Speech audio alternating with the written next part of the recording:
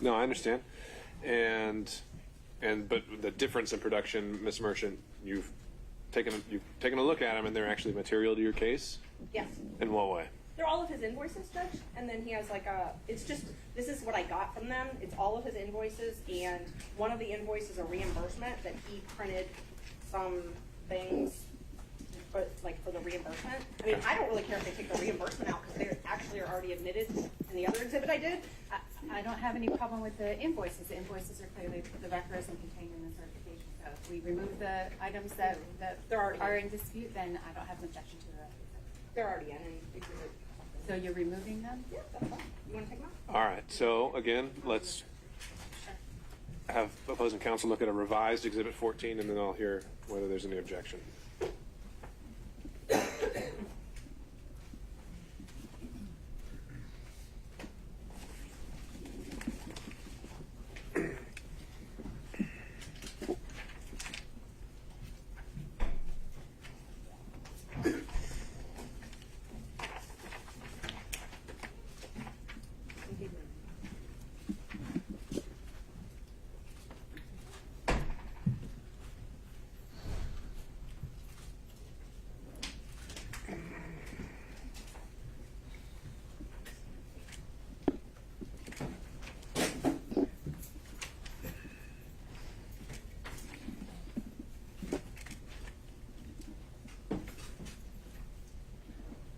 The revised exhibit number 14 contains only the invoices that were submitted, and the state has no objection. All right, then, not seeing any other issues from other counsel, we'll note Exhibits 14 through 18 have been admitted for the record without objection. I think at this point it'd be good to make sure we've got, I think, 1 through 18 with the court reporter. Others, but do you want me to give them to the witness? Let's, if he's done looking at them, let's just get them all compiled and organized and with the court reporter in case other defense counsel are going to reference them. No, it wasn't for him to have them all. We just need to have 1 through 18 organized with the court reporter. Yeah. So you want me to take all the exhibits back from him? I think we ought to do that. I will do that. Thank you. Yeah. That's not. This is Okay. I'll organize it. All right, as Ms. Merchant is doing that, let me go down the list. Mr. Sadow. Your Honor, if the court will permit, Mr. Gillen is going to ask some questions that I was going to ask. I'd like to be able to just follow up if there's anything that he doesn't touch on. That'll work. Let me just to keep it consistent, I'll go in order. So if Mr. Sadow is deferring, then I'll go to Mr. Stocks. I'll defer to him. Mr. Durham on Zoom. No, Your Honor. All right, Mr. McDougald. I will defer to Mr. Gillen. All right, Mr. Rice. All right, thank you, Mr. Gillen. Thank you, Your Honor. Good afternoon, Mr. Wade. Good afternoon, sir. A few follow-up questions. I'd like to start off with the exhibit number 4 that you should have up there. Those are the interrogatories. No, sir. They're not up there? Remember, I asked her to compile them all, so I'm now you sorry. can grab them. Right here, I'm going to give it to you if you want to make a payment.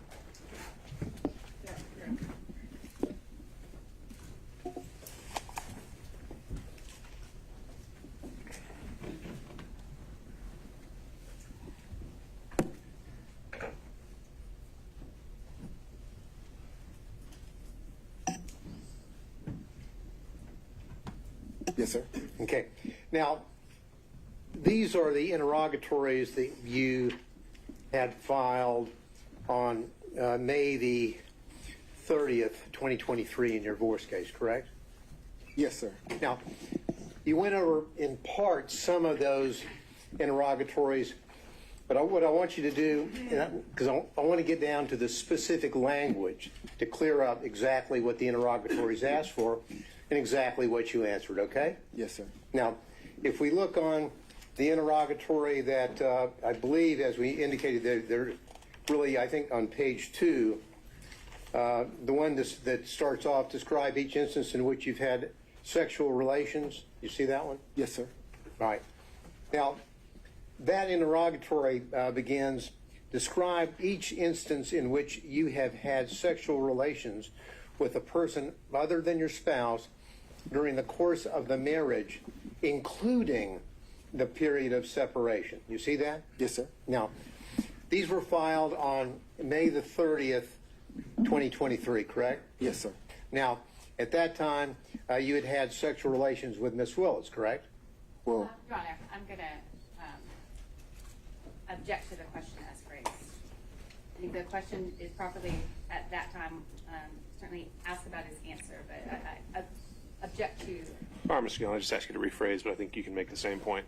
Well, Your Honor, it's a specific interrogatory, and I would, so the words do matter, and I would like him to answer whether or not he'd had sexual relations with Miss Willis, because if he answered yes, then this interrogatory is a false interrogatory. So I would ask the court's indulgence. I'm not here to jump into some salacious bedroom situation, but this is an interrogatory that matters. So I would ask the court's indulgence. Ms. Cross?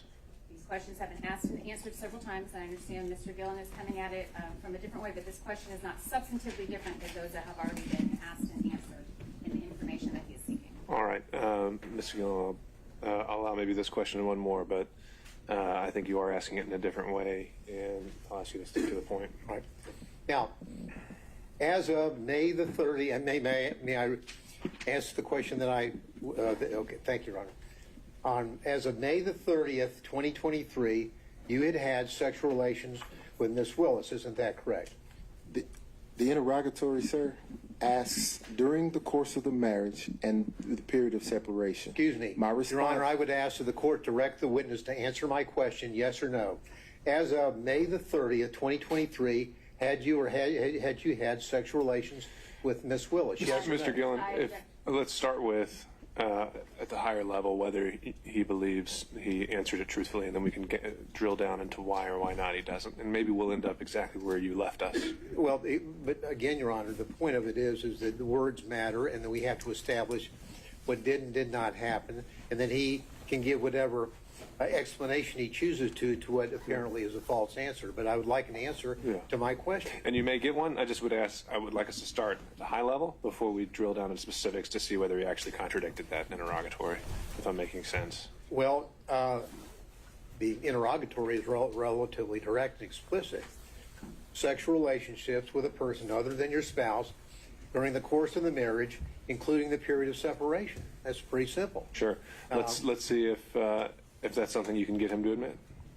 You did have sexual relationships with someone other than your spouse during the course of the marriage and during the period of separation, which included up to May the 30th, 2023. Isn't that correct, sir?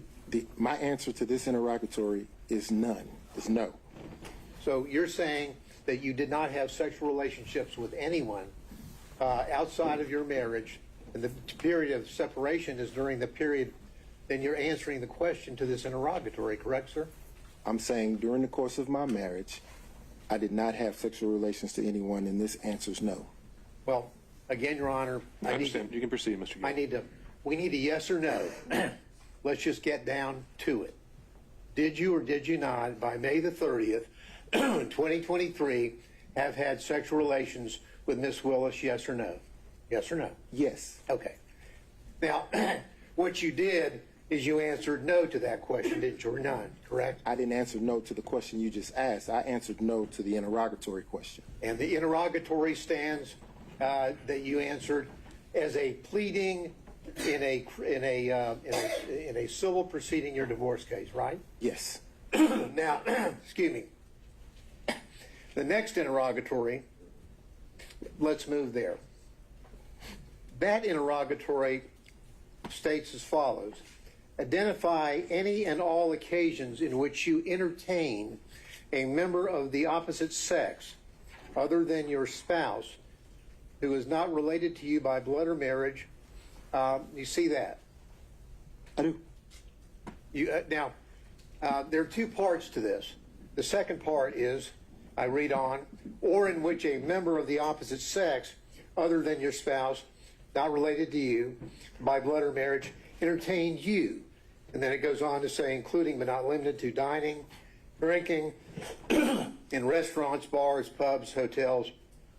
You see that, correct? I do. Now, as of May the 30th, 2023, when you filed this interrogatory, you had in fact entertained Ms. Willis on many occasions, had you not? Again, during the course of the marriage was irretrievably broken in 2015. Well, the then answer's still no.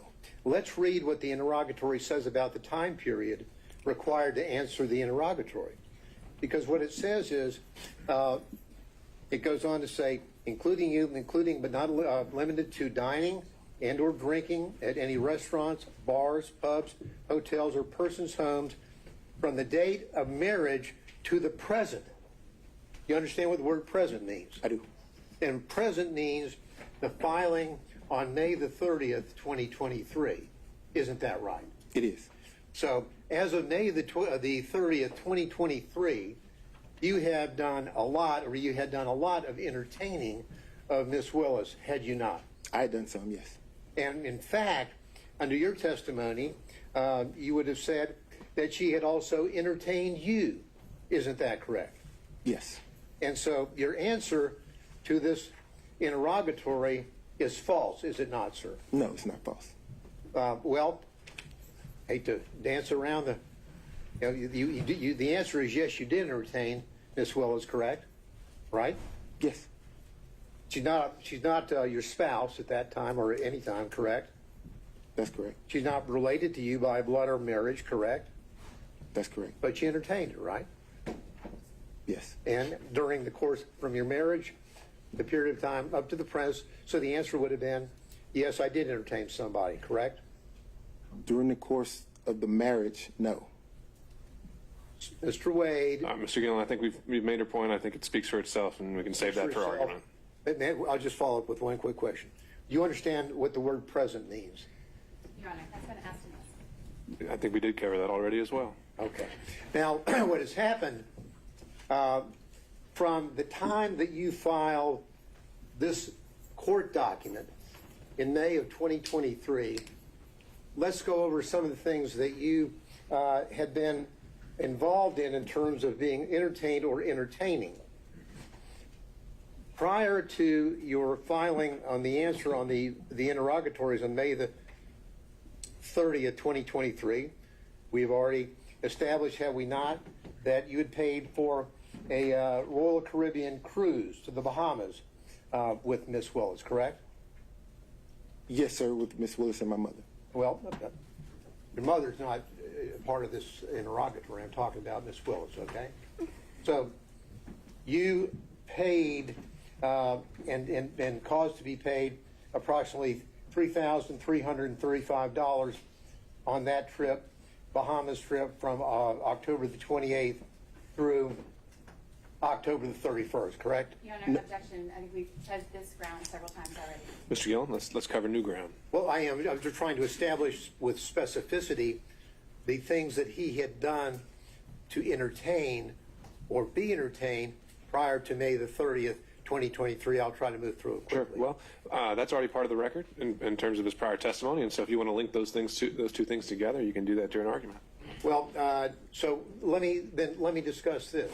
You indicated that during the course of your explanation concerning the Belize trip, that Miss Willis paid you all that money back in cash. Remember?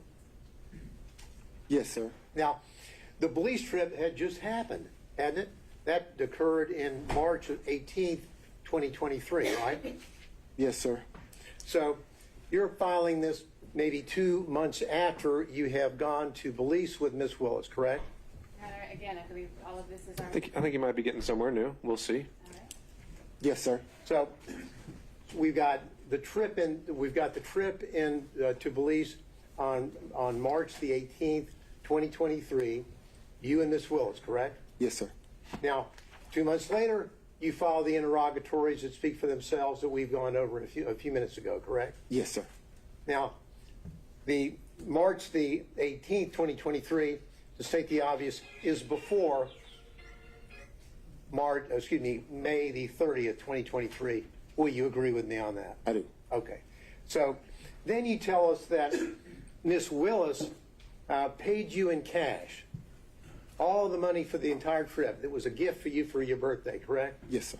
And I'm sure you probably have the deposit slips where you took the cash and deposited the cash into your account, don't you? I did not deposit the cash in my account. You don't have a single solitary deposit slip to corroborate or support any of your allegations that you were paid by Mrs. Willis in cash, do you? No, sir. Not a single solitary one. Not a one. Now, when Miss Willis would pay you in cash, would you scamper down to the ATM with her and as she drew money out of her account Your to Honor. pay you these thousands of dollars? Mr. Gillen might scamper, but there's been no evidence that Mr. Wade does. I object to the phrasing, the argumentative nature of the question. All right. On that issue, overruled. Did you and Miss Wade scamper down to the ATM machine and have her draw out? For example, on the Belize trip, just on your payment would have been $2,794. Miss Wade, For clarity, yeah, thank you. Pardon me? Miss Wade and I didn't go to Belize. No, excuse me, Miss Willis. I'm sorry. Did you go down to the ATM with Miss Willis while she drew out $2,794 to pay you in cash? That you did you go to the ATM with her? No, sir. She didn't go to the ATM. She carried the cash. Oh, and so she would give you the cash. Did you have a little place in your house where you just stack up all this cash that you apparently got to repay you for these benefits that you bestowed on her? Now, Mr. Gillen, if I answered that, I'm putting myself in jeopardy. If I tell the world that I have cash someplace in my home, don't you think that could be problematic? No, I don't. I want an answer as to whether or not you have a little cash hoard in your house where you have allegedly taken the money that you got from Mrs. Willis and went and put it somewhere. Where'd you put it? No, sir. Now, just put it on the hip and kind of walk around money? Did I put it on my hip? Yeah, just walking around money where you would spend cash yourself? Let me finish. Did I put it on my hip in Belize and walk around with it? When you got paid back, would you take the money, the cash that she gave you, and would you just carry it around with you for spending money around town? So we have to break down each trip because, for example, for the cruise, she paid me the money before we took the cruise. So I was here and I could put the money in my pocket or put it away wherever I wanted to do with it. Other trips, she would give me the money there. So at that point, I could either spend it or put it in my pocket or put it in the hotel safe. There's no special place that you would have all this cash that you would be getting from her that you've told us about to pay back for the benefits that you have bestowed on her? The only special place that cash would have gone would have been to one of my children. Okay. Now, are you aware, have you discussed these pleadings with Miss Willis? No, sir. So there's been no discussion between you and Ms. Willis about the allegation concerning the benefits that you have bestowed on her. Is that correct? I object to the phrasing, the benefits bestowed upon her. I don't believe that's an accurate reflection of the testimony, and I don't think that's the appropriate I question. think overruled. You can answer the question. Okay. When you say proceedings, are you talking about the divorce proceedings? Because we were talking about the interrogatories. To that question, the answer is no. If you're at, go ahead. I'm sorry. Go ahead with your answer. I'll hear the complete answer, then I'll follow up. Okay. If you're asking me about this hearing, the proceedings of this hearing, have we discussed the financial piece based upon Mr. Roman's motion? Yes. So you have discussed the financial piece. Where did that discussion take place? Conference room. Were you other people there, or were you and Ms. Willis discussing this about what your position was going to be? The relevance of this. Well, Mr. Gillen? and the relevance has to do with suddenly we have a declaration from Mr. Wade in this case where he says roughly equal and then shows one alleged payment by Ms. Willis. No mention of cash, none. So I need to find out a little bit more about how suddenly we have this revelation about cash from the witness stand today. Overruled. So we part company there when you say no mention of cash. If I provided one receipt that didn't amount to what you would think was roughly equal, the rest of it is cash. Well, did you in your declaration, sir, it was filed in this case, did you tell the court in that declaration that the expenditure that you had provided on behalf of Ms. Willis was paid for back by her in cash, yes or no? I believe that I did when I said that the expenses were split roughly evenly. If you could point to me any place in your affidavit where you used the word cash, I would appreciate it. Take your time. I didn't use the word cash, no sir. No, you didn't use the word cash, did you? But I didn't say that she didn't give it to me in cash. No, you just didn't tell anybody that you allegedly got paid back in cash, right? No, I told everyone who asked. Today. Yes, sir. Now, who else was with you, if anyone else, when you and Ms. Willis were discussing how you would be handling the financial component of the motion here today, that is the personal benefits? I'm going to object to the relevance of that, Your Honor. Mr. Gillen? Well, the relevance is if they know that they're going to be called as witnesses, they've been subpoenaed, and they are discussing what they're going to say, we need to know that. The court needs to know that. It goes to the veracity of Mr. Willis and, Ms. Willis and Mr. Wade. Overruled. We didn't discuss how we were going to handle testimony. My question was, when you were discussing with Ms. Willis in the conference room, when you were discussing what you perceived to be the situation concerning the benefits for the payments, Yes, sir. was there anyone else present? No, sir. How long did the meeting take? Probably 5 or 10 minutes. Did Ms. Willis tell you what she was going to say? No, sir. Did you ask her whether she had any bank withdrawals that would corroborate the assertion that she would pay you back in large sums of cash for these trips to the Caribbean, Belize, California, on and on and on? Your Honor, again, I object. The proffer, when the last relevance objection was made, was that Mr. Gillen needed to know who else was there. These could be potential witnesses that he could cross-examine. That question has been answered, so I again object. Okay. I think it's still exploring possible bias or motive to shape his testimony, so overrule on that ground. Thank you. Now, Mr. Willis, Mr. Wade, when you were having this discussion, did you ask Ms. Willis, do you have anything to support these cash withdrawals? No, sir. Did you ask her where she got the cash? Here, this is the conversation. I produced my credit card statement that showed what Ms. Merchant in her filing was representing. That was the conversation. Okay. So when she would pay you back in cash, were you aware of what her financial situation was? Do you know what? No, sir. Your Honor, I object to the relevance. Well, Your Honor, it's relevant because we've been bombarded with a book, Find Me the Votes, in which... What's at issue is the financial benefit, and if that plays a material interest in an actual conflict of interest, so I think that's relevant. Thank you. Now, have you read the book, Find Me the Votes? I have. You have? I have.